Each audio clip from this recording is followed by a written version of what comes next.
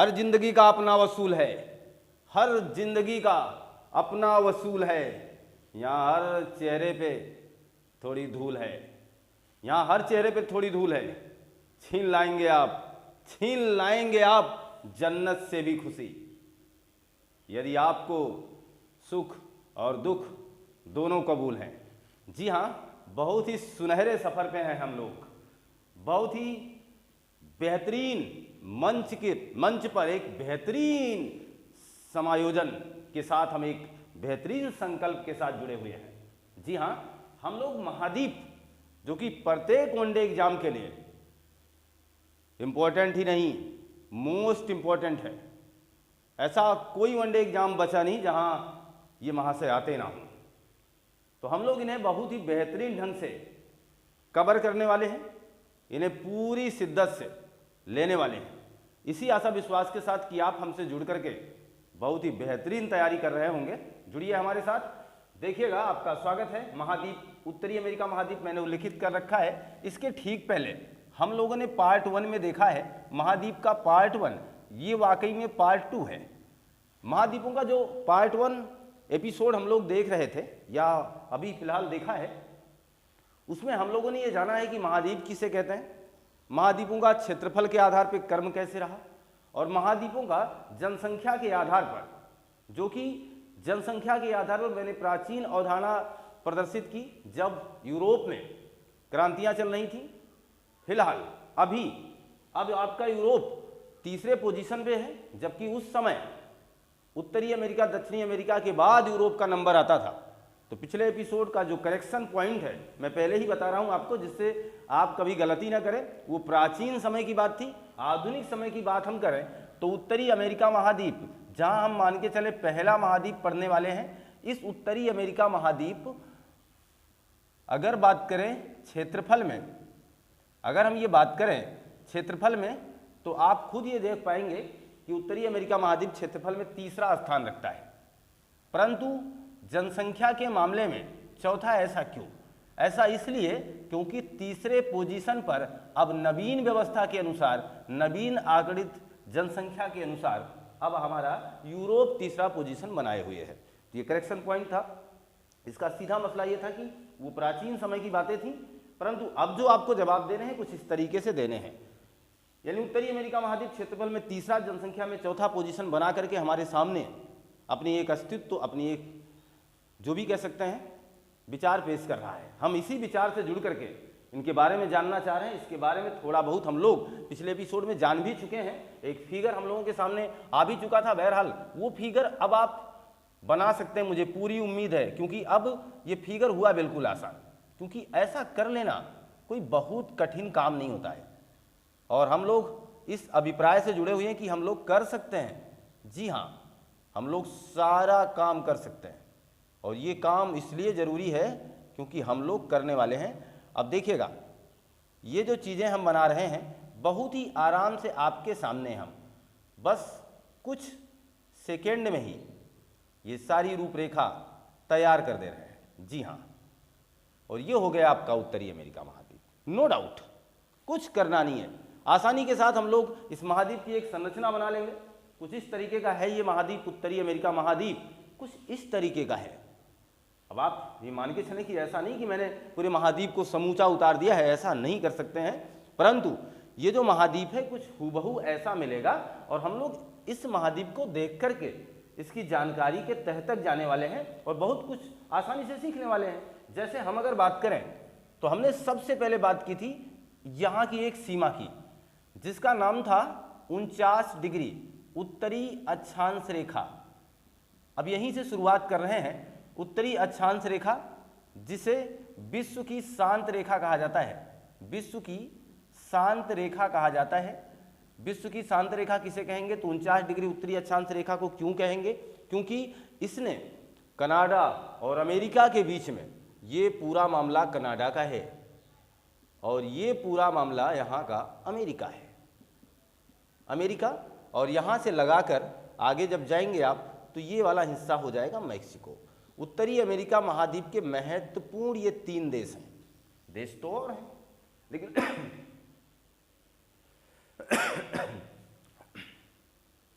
उत्तरी अमेरिका महाद्वीप के महत्वपूर्ण 3 देशों की अगर हम बात करें तो उसमें एक आपका कनाडा, एक अमेरिका, एक मैक्सिको आ जाएगा। यहाँ तक कोई डाउट आपको नहीं होना चाहिए। मेरा मानना है कि आप अब पूरी अच्छे ढंग से ये फिगर अपने मस्तिष्क को दे पा रहे होंगे। अगर ऐसा कर जाएंगे तो आपको कोई रोक नहीं सकता है, फिर सिलेक्शन होगी आपकी, ये दावा है, विश्वास रखें। 49 डिग्री उत्तरी अक्षांश रेखा ने विभाजित किया किसे, कनाडा और अमेरिका को। याद रहेगा तो पूछा भी जाएगा और आप जवाब भी दे पाएंगे। देखिएगा, तो ये जो रेखा थी, यहाँ से मैंने बात की, इसके ठीक आगे मैं चलूँ तो बहुत सी ऐसी चीज़ें आपके सामने प्रदर्शित हो रही हैं। मैंने आपसे बात किया था, ये क्षेत्र है अलास्का। अलास्का किसका हिस्सा है? एपिसोड 1 में आप देख चुके हैं। एपिसोड 1 कहता है Alaska USA, United state of America का हिस्सा है। क्लियर है? जबकि ये कनाडा के भूभाग से लगा हुआ है, कनाडा की भूमि से लगा हुआ है, लेकिन अलास्का पर पूरी तरीके से अधिकार किसका है? अमेरिका का है। जी हाँ, ये चीज़ ध्यान रखिएगा। ये वाला हिस्सा अगर आप ध्यान देंगे तो पिछले फिगर में मैंने इसे फ्लोरिडा का नाम दिया है। फ्लोरिडा नाम की एक जल संधि भी है, जल संधि भी है। किस नाम की? फ्लोरिडा नाम की जल संधि भी है, जिसने यहाँ क्यूबा को अलग कर रखा है। क्यूबा, क्यूबा को अलग रखा है। यानी जल संधियां किसे कहते हैं? जो किसी दो भूभाग को अलग करें, दो जलाशय को जोड़ने का काम करें, हम इन्हें जल संधि नाम देते हैं।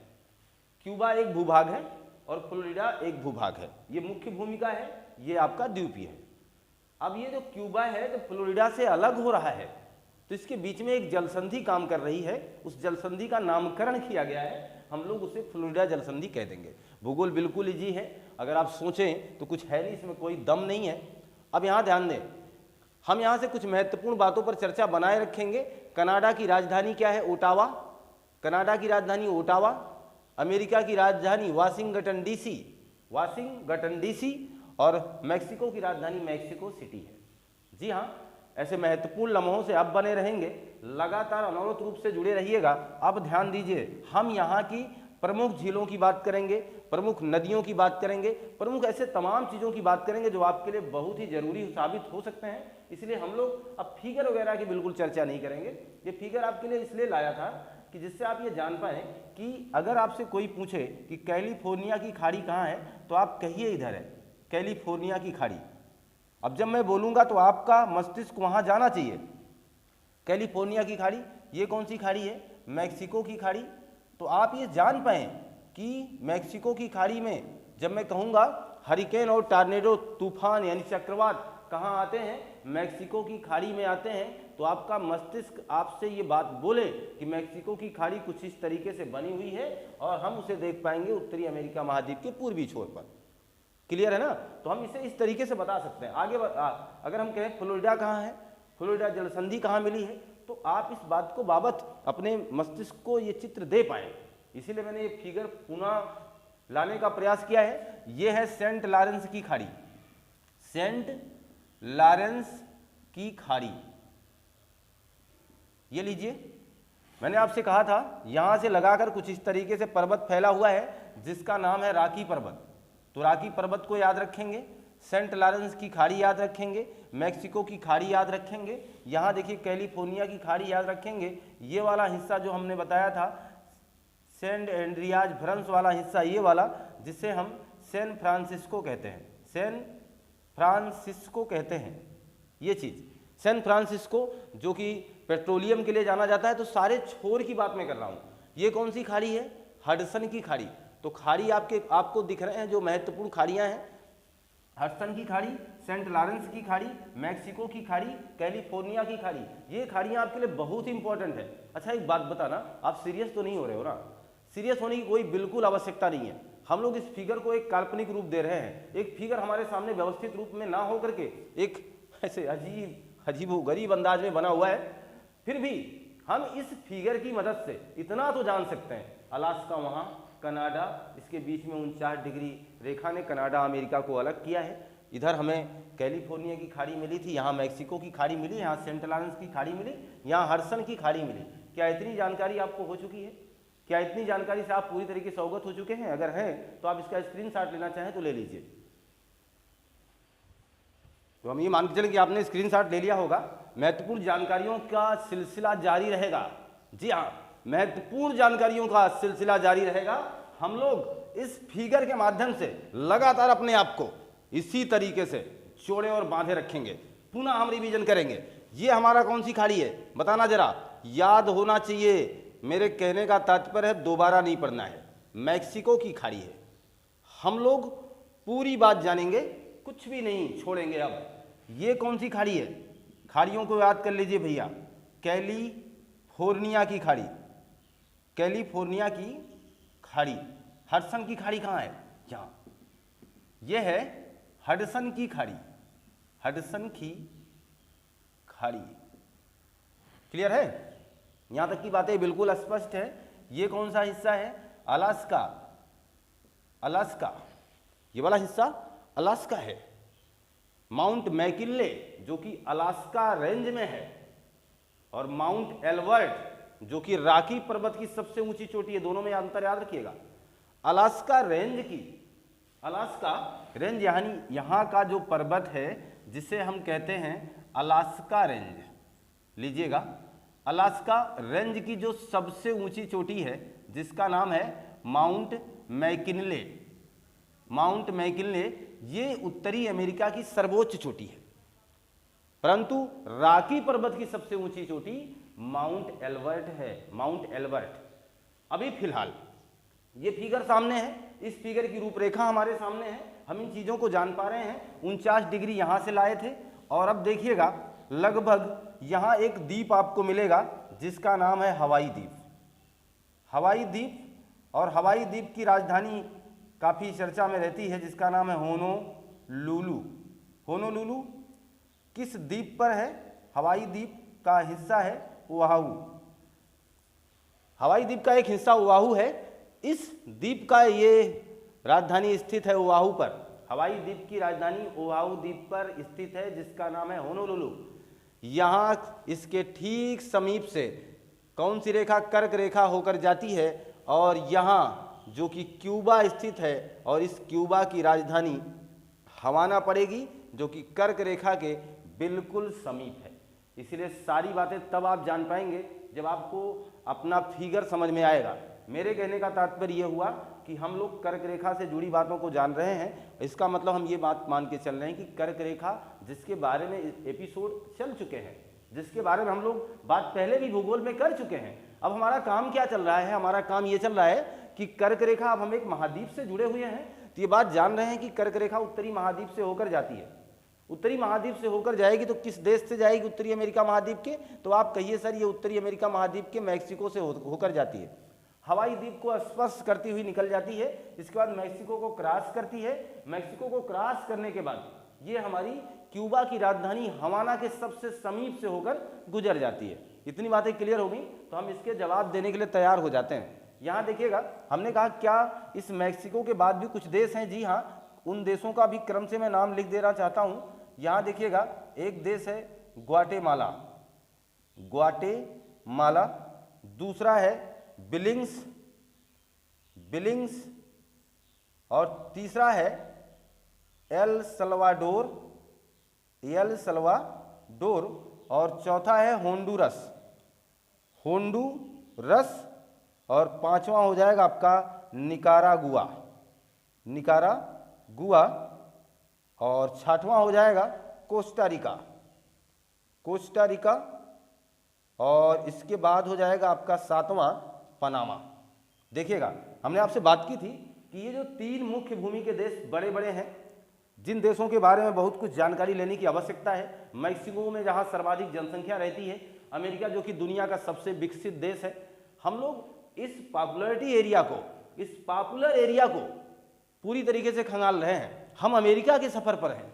सोचो जरा, हम लोग अमेरिका के सफर पर हैं और हम वहां जान पा रहे हैं कि अच्छा आपके पास कैलिफोर्निया की खाड़ी है, आपके पास हडसन की खाड़ी है, आपके पास अलास्का रेंज है, आपके पास रॉकी पर्वत है, आपके पास क्यूबा है जिसे हम एंटीलीज का मोती कहते हैं, आपके पास चीनी का कटोरा है जिसे हम क्यूबा कहते हैं।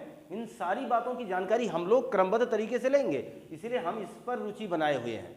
हमारे पास दुनिया का सबसे बड़ा रेलवे जंक्शन यानी रेलवे स्टेशन ग्रांड टर्मिनल जो कि न्यूयॉर्क में पड़ेगा, यानी अमेरिका का हिस्सा होगा। तो ये बात मान के चलें कि हम ऐसे महत्वपूर्ण महाद्वीप से जुड़े हुए हैं जहां बहुत कुछ जानने वाली बातें हैं। 1492 ईस्वी में जिसे कोलंबस ने खोजा था, जिसे नई दुनिया कहा जाता है, इन सारी बातों पर एपिसोड 1 में मैंने एक बार अमेरिका महाद्वीप के बारे में बहुत कुछ बातें की हैं, इसलिए मैं इसको थोड़ा सा, इस फिगर को थोड़ा सा आगे अब बढ़ाना चाहता हूँ। मैंने आपसे बात किया था कि यहाँ पर कुछ महत्वपूर्ण झीलों का नाम लिया था। एक कहा मैंने सुपीरियर है, एक को कहा हमने ह्यूरॉन है, एक को कहा मिशिगन है, एक को कहा ईरी है, एक को कहा ओंटेरियो है, और यहीं से एक नदी निकली जो जाकर के इसी सेंट लॉरेंस की खाड़ी में गिर गई। कौन सी खाड़ी? सेंट लॉरेंस की खाड़ी में गिर जाती है, सेंट लॉरेंस की खाड़ी। और इस नदी का भी नाम क्या है? सेंट लॉरेंस नदी, सेंट लॉरेंस नदी। और इसी नदी के किनारे अमेरिका का मशहूर शहर न्यूयॉर्क बसा है। क्लियर है बात? तो सेंट लॉरेंस नदी जो कि इन झीलों के ठीक आगे एक रूपरेखा सा बना रही होगी और जाके सेंट लॉरेंस की खाड़ी में गिरती है। ये फिगर अपने मस्तिष्क को दीजिए। अब जरा ध्यान दीजिए, मैं बात करूंगा, इसलिए मैंने कहा अब ये फिगर थोड़ा सा हटाने का प्रयास हम लोग करेंगे, लेकिन अपने मस्तिष्क में रखेंगे। अब हम अमेरिका महाद्वीप की, उत्तरी अमेरिका महाद्वीप की प्रमुख झीलों का नाम याद करेंगे और प्रमुख झीलों से संबंधित महत्वपूर्ण प्रश्नों का जकीरा यानी बंडल लेंगे हम लोग, है ना। तो प्रमुख झीलों की बात करें, इसी प्रमुख झीलों में सबसे पहले आपके स्क्रीन पर दौड़ाऊंगा इन्हीं में से, यानी इन्हीं 5 झीलों में से जिन्हें हम फिंगर लेक कहते हैं, फिंगर लेक कहते हैं, जिन्हें हम महान झील कहते हैं, महान झील। कभी भी एग्जामिनर आपसे क्वेश्चन करे विश्व में महान झीलों की संख्या कितनी है, तो इन्हीं 5 झीलों को महान झीलों के नाम से जाना जाता है। जबकि कुछ झीलें आपको यहीं मिलेगी कनाडा में, जिसका नाम है ग्रेट बियर, ग्रेट स्लैब। उनके नाम के आगे ग्रेट भले ही लगा है, लेकिन वो महान झीलों की श्रेणी में नहीं आती हैं। महान झीलों की श्रेणी में यही हैं जिनका नाम हम लिख रहे हैं। इन्हें ही फिंगर लेक कहा जाता है। क्यों? क्योंकि कुछ ये उंगली के तरीके से फैली हुई हैं 5 झीलें। एक भाई आपके सामान्य हाथ है अगर, तो एक पंजे में 5 ही उंगलियां होती हैं और कुछ इस तरीके से बिखरी हों, तो ऐसे झीलों को देख करके आदमी यही बोलेगा कि ये फिंगर लेक है। इसीलिए इन्हें फिंगर लेक कहते हैं, इन्हें महान झीलें कहते हैं। कोई डाउट आपको नहीं होना चाहिए। हम बात करेंगे इन महान झीलों में सबसे पहले सुपीरियर की। लीजिए लीजिए, आ गई उनकी याद, पर वो नहीं आए। सुपीरियर झील, सुपीरियर झील का मतलब हुआ विश्व की सबसे बड़ी मीठे पानी की झील, विश्व की सबसे बड़ी मीठे पानी की झील, ताजे पानी की झील। जब भी पूछा जाए विश्व की सबसे बड़ी मीठे पानी की या ताजे पानी की बात आए, ताजे पानी की, तो आप बताइएगा सुपीरियर है। एक बात और ध्यान रखिएगा, उत्तरी अमेरिका महाद्वीप को और भी बेहतर ढंग से समझने के लिए एपिसोड 1 जरूर देखिएगा, क्योंकि एपिसोड 1 में हम लोगों ने इसके फिगर पर विस्तृत बात कर ली थी। इसीलिए हम एपिसोड 2 में इसके फिगर पर उतना वक्त अब नहीं दे रहे हैं। हमारी बात समझ पा रहे हैं आप?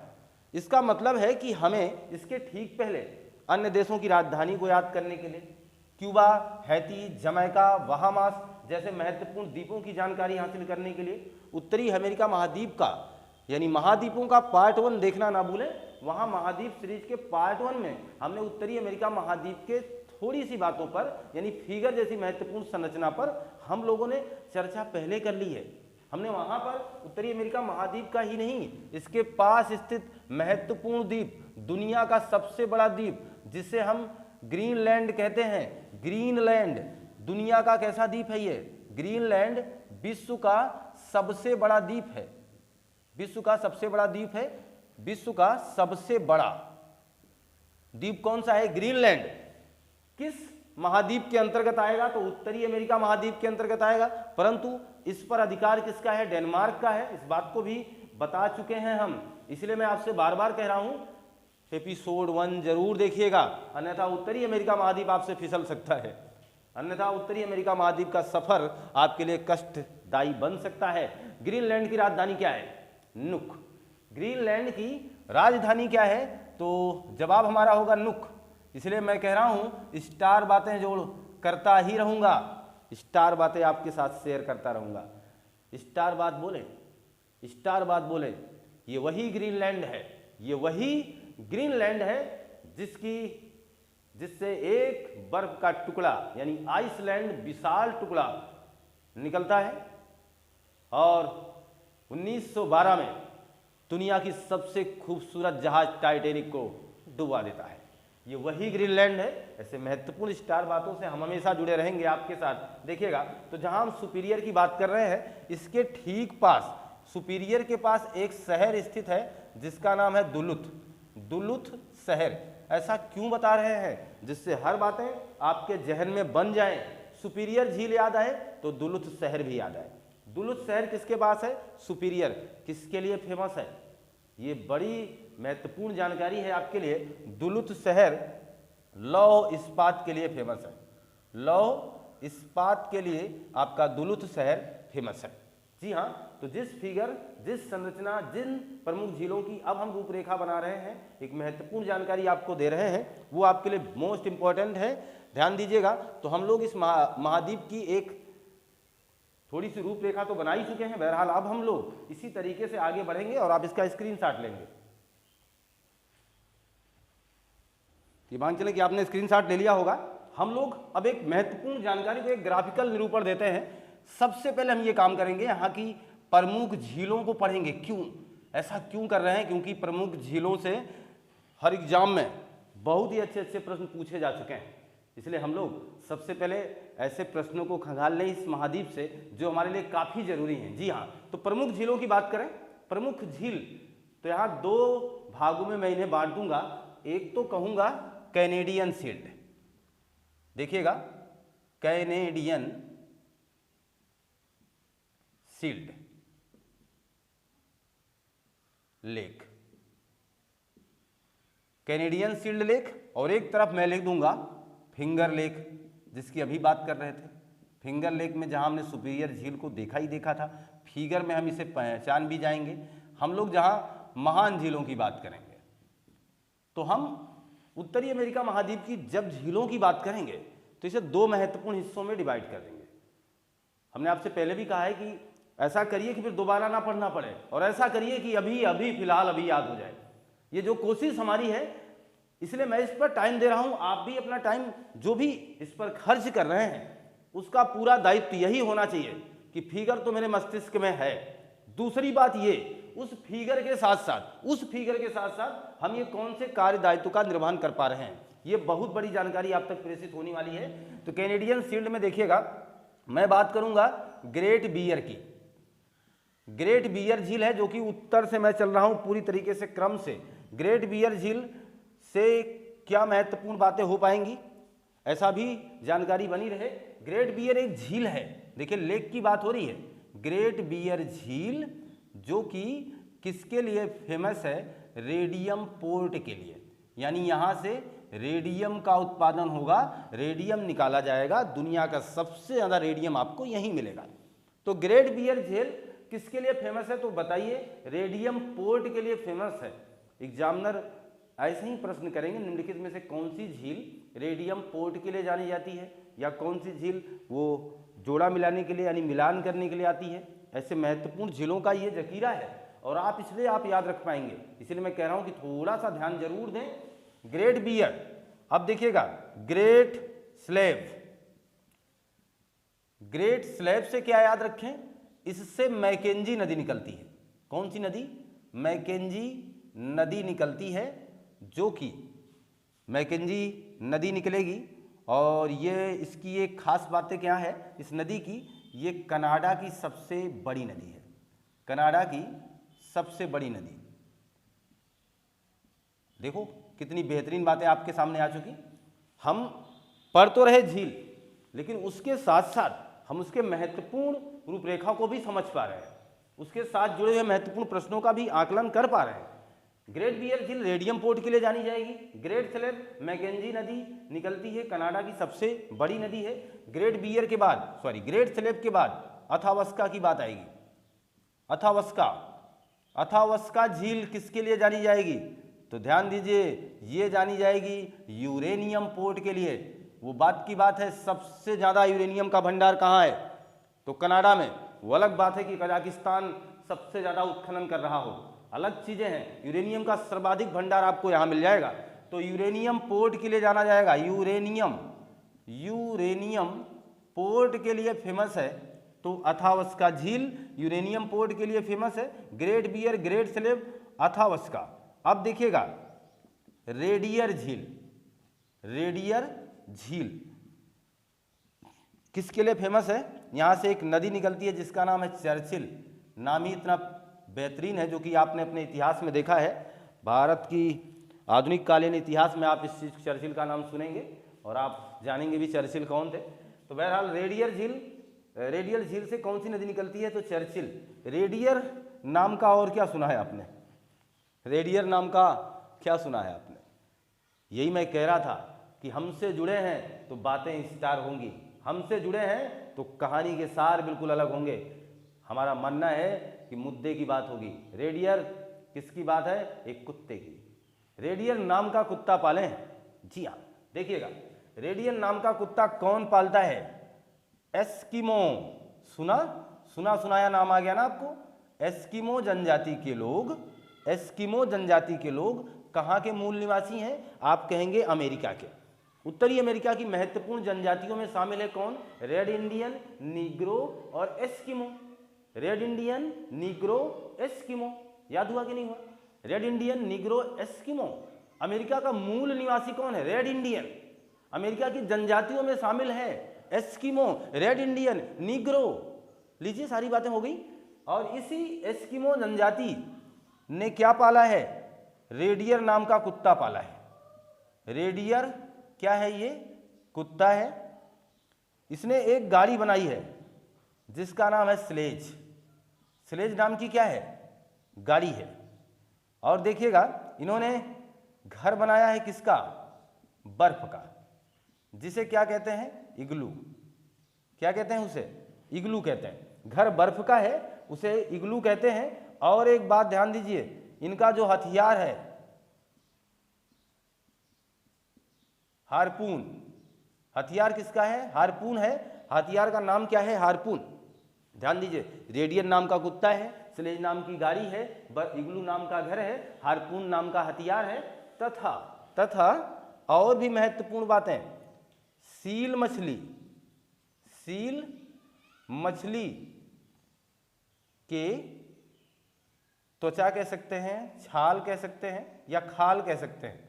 खाल और हड्डी की, सील मछली की खाल और हड्डी का ये नाव बनाते हैं, जिसे कयाक कहा जाता है। किसे? इस नाव को कयाक कहेंगे।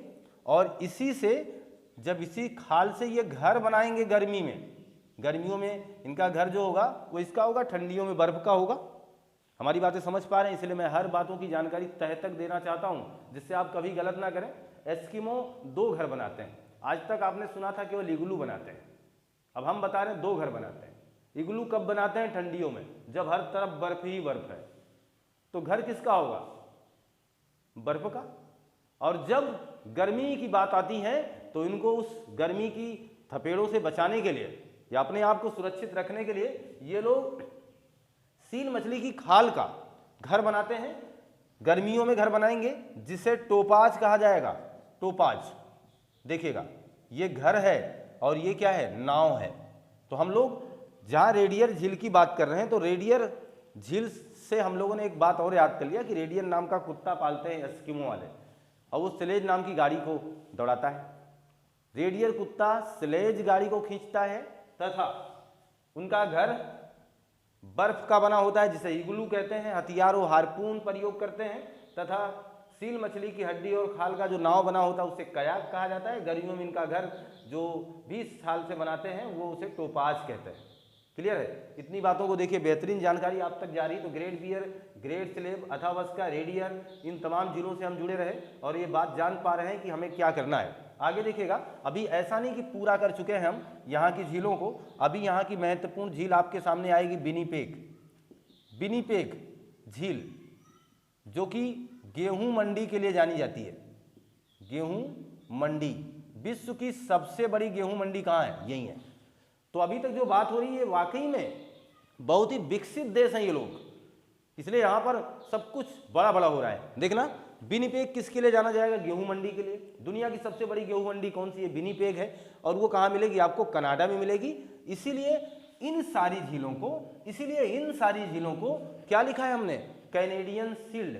याद हुआ कि नहीं याद हुआ? देखिएगा हम बात अब कर चुके हैं, अगर हम इतनी बातों को ध्यान दें, ये इन बातों पर ध्यान दें, तो इतनी बातों को हम कनाडा की झील कहेंगे। कनाडा की झील, इसीलिए कनाडा की झील को कैनेडियन शील्ड कहा है। और ये कनाडा की महत्वपूर्ण झीलों से बनने वाले तमाम प्रकार के प्रश्न आपके स्क्रीन पर हम साझा कर चुके हैं। आप अगर पूरे मनोवेग से जुड़ करके अपनी तैयारी को आयाम दे रहे, अपनी नोटबुक पर रफ्तार से अपने पेन को दौड़ा रहे होंगे, तो आपके मस्तिष्क को इसे अंकित करने में बहुत टाइम नहीं लगेगा, क्योंकि आप समझदार हैं। कुछ बहुत करने की आवश्यकता यहाँ नहीं बनेगी। अब फिंगर लेक की बात कर लेते हैं। इनमें 5 झीलों की बातें होंगी, जिनमें नंबर 1 है सुपीरियर। सुपीरियर की अभी थोड़ी चर्चा हमने की भी थी। सुपीरियर विश्व की सबसे बड़ी मीठे पानी की, विश्व की सबसे बड़ी किसकी है ये झील? मीठे या ताजे पानी की। कोई दिक्कत नहीं, यहां तक की बातें हो चुकी थी। अब इसके ठीक पहले हमने इस पर चर्चा भी किया था कि सुपीरियर झील, जो कि इसके ठीक किनारे एक शहर बसा हुआ है जिसका नाम है दुलुथ। याद रखिएगा, सुपीरियर झील के पास ऐसे ही नोटबुक पे अपने लिखिएगा दुलुथ शहर, तो आपको याद रहेगा कहाँ मिला था? सुपीरियर के किनारे। दुलुथ शहर किसके लिए जाना जाता है? तो लौह इस्पात के लिए। मुझे लगता है कि आपको ये बात पूरी तरीके से समझ में आ गई होगी। तो विश्व की सबसे बड़ी मीठे पानी की झील आपको कहाँ मिलेगी? अमेरिका में। कहाँ मिलेगी? 49 डिग्री उत्तरी अक्षांश रेखा, विश्व की शांत रेखा पर। क्लियर है? ये चीजें आ गई आपके सामने। सुपीरियर के बाद अगर हम बात करें, सुपीरियर के बाद आएगी आपका ह्यूरॉन। सुपीरियर, ह्यूरॉन और ह्यूरॉन के बाद आ जाएगा मिशिगन। जिसके किनारे, इसी मिशिगन के किनारे याद करेंगे हम लोग, इसके किनारे बसा हुआ है गैरी और इसके किनारे बसा हुआ है शिकागो।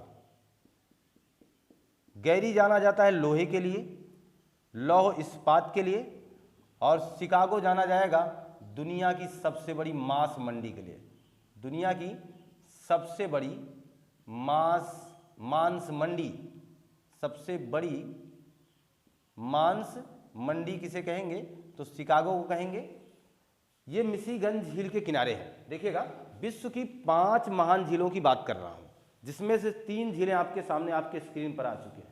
सुपीरियर की बात हो गई है, ह्यूरॉन की बात हो गई है, मिशिगन की बात हो गई है। ये विश्व की 5 महान झीलें हैं जिनका कर्म पश्चिम से पूरब की तरफ मैं लगा रहा हूं। Superior, Huron, Michigan. इसके बाद नंबर है ईरी का। ईरी झील का खासियत क्या है? इसके आसपास कोई शहर बसा हुआ है। जी हां, इसके आसपास एक शहर है जिसका नाम है डेट्रॉयट। किसके लिए जाना जाता है? विश्व का सबसे बड़ा कार उद्योग है। विश्व का सबसे बड़ा कार उद्योग कहां आपको मिलेगा? तो आप कहेंगे सर डेट्रॉयट में मिलेगा। विश्व का सबसे बड़ा कार उद्योग। और ऑटोमोबाइल की बात अगर होगी तो कहां होगी? डेट्रॉयट शहर के लिए। डेट्रॉयट शहर जाना जाता है कार उद्योग के लिए। किस झील के किनारे स्थित है? ईरी झील के किनारे। गैरी शहर जाना जाता है लौह इस्पात के लिए। किस झील के किनारे स्थित है? मिशिगन के लिए। दुलुथ जाना जाता है लौह इस्पात के लिए। किस झील के किनारे है? सुपीरियर। ऐसे प्रश्न आपके भूगोल में पूछे जाते रहे हैं, आपके एग्जाम में आते रहे हैं, और हम लोग इसी वजह से इस महत्वपूर्ण प्रश्नों का कुछ इस तरीके से आकलन भी कर रहे हैं। आगे देखिएगा, हम लोग ईरी के बाद अगर हम बात करते हैं, ईरी के बाद ओंटेरियो, यानी 5वां और लास्ट ओंटेरियो। इसके किनारे क्या मिलेगा? इसके भी किनारे कुछ मिलेगा। जी हां, इसके किनारे मिलेगा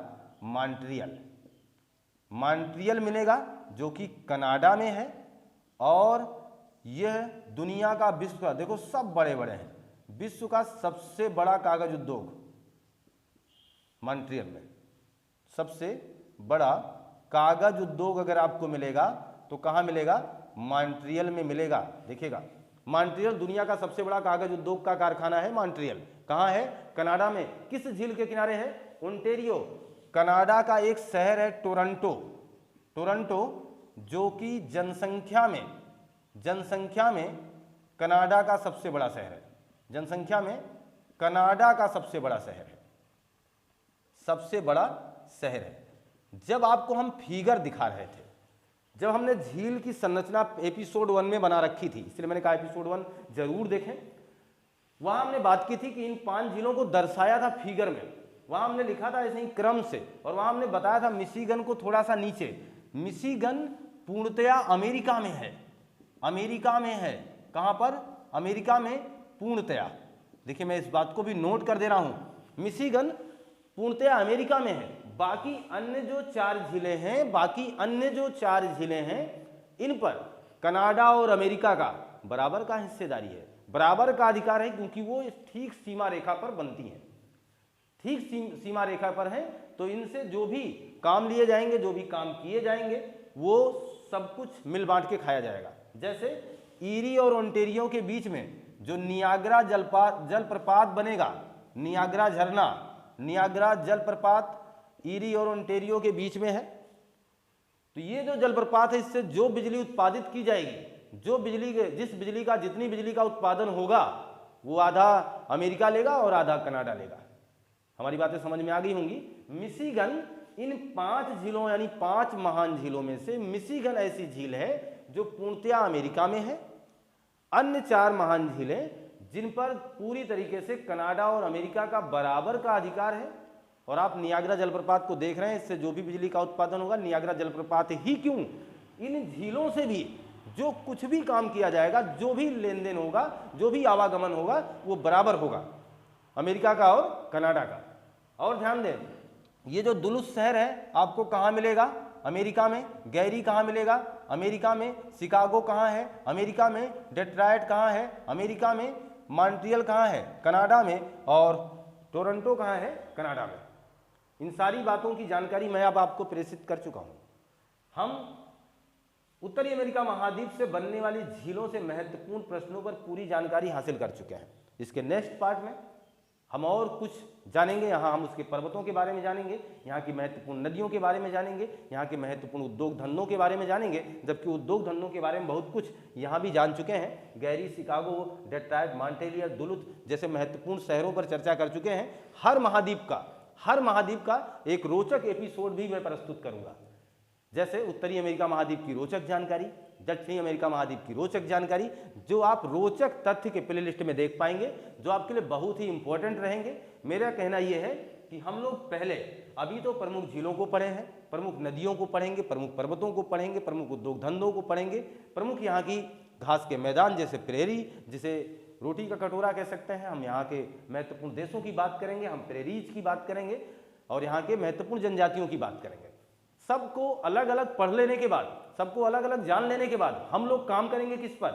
उत्तरी अमेरिका महाद्वीप के रोचक तथ्यों पर, रोचक जानकारी पर। वहां से बनने वाले प्रश्न भी आपके पास जाएंगे। यानी हम किसी भी पहलू को छोड़ने वाले नहीं हैं, ना किसी हिस्से को आपसे वंचित होने देंगे। आप अगर हमारे साथ बने हैं पूरे विश्वास के साथ, तो इन चीज़ों को याद करिएगा।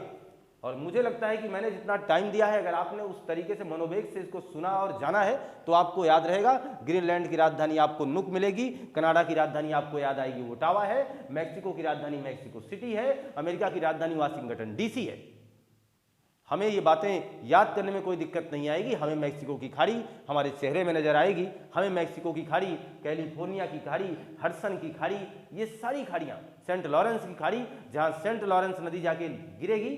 सेंट लॉरेंस नदी कहाँ से निकलेगी वो आप बता सकते हो? सर, सेंट लॉरेंस नदी ओंटारियो झील से निकलेगी, क्योंकि लास्ट इसका यहीं से, और मुहाना इसका क्या होगा? सेंट लॉरेंस की खाड़ी होगी। उद्गम क्या होगा? ओंटारियो झील होगी। अन्य तमाम प्रकार की नदियों की भी बात हुई है। मैकेंजी नदी जो कि कनाडा की सबसे बड़ी नदी है, ग्रेट स्लेव झील से निकलती है। चीजें आपके सामने स्पष्ट है, आप इसका स्क्रीनशॉट ले लीजिए। तो हम ये मान के चलते हैं कि आपको पूरी जानकारी अब तक जहां मैं जोड़ पाया हूं, अब तक जहां तक जोड़े रखा हूं, ये सारी बातें आप तक बाबत अच्छे ढंग से पहुंच चुकी हैं। कोई डाउट मुझे लगता आपको नहीं है, ना ही कोई संदेह है। अगर आप इस तरीके से अपनी तैयारी को कर रहे हैं और बेहतर ढंग से टाइम खर्च कर रहे हैं और पूरा टाइम दे रहे हैं, मनोवेग से जुड़े हुए हैं, तो आपको कोई रोक नहीं सकता है। आप लाख सोचें कि ये भूगोल टफ है, मुझे लगता है बिल्कुल टफ नहीं है। आप केवल फिगर सोचें और फिगर के माध्यम से इन महत्वपूर्ण झीलों को समझें, ऐसे स्थानों को सोचें। क्यूबा कहाँ मिला, उसकी राजधानी क्या थी, और क्यूबा हमें किस महाद्वीप के साथ मिला था, किस महाद्वीप के चैप्टर में हम लोग उसे पढ़ रहे थे, तो बहुत कुछ आसान हो जाएगी, बहुत कुछ बातें आसान हो जाएंगी। और ये चल करके आपके आगे आपको पूरा मनोबल और विश्वास पैदा कर रहे होंगे आपके जहन में, ये मान के चलें। तो ये कंटेंट आपको अच्छा लगा होगा तो लाइक शेयर सब्सक्राइब करना मत भूलिएगा। एपिसोड का इंतजार करिए, आएगा, बहुत कुछ लेकर के आएंगे, इसलिए मैंने आपसे कहा है पूरी पिक्चर दिखाएंगे। संपूर्ण समागम इसी व्हाइट बोर्ड पर ऐसा दे जाएंगे कि आपको लगेगा कि हाँ सचमुच हमें कुछ बहुत नया मिला है। कैसी भी नोटबुक, कहीं की पढ़ाई हो, अगर आपके पेन को ना चलवा दिया तो कहिएगा, बगैर लिखे आपको अपने आप को रोक नहीं सकते, क्योंकि कंटेंट ऐसे होंगे, चीज़ें ऐसी होंगी जो आपको नोट करनी ही पड़ेंगी। लाइक शेयर सब्सक्राइब करना मत भूलिएगा। मिलते हैं आपसे नए कंटेंट में, पढ़ते रहिए, मस्त रहिए, खुशहाल रहिए, आपका दिन शुभ हो। आपको बहुत बहुत धन्यवाद।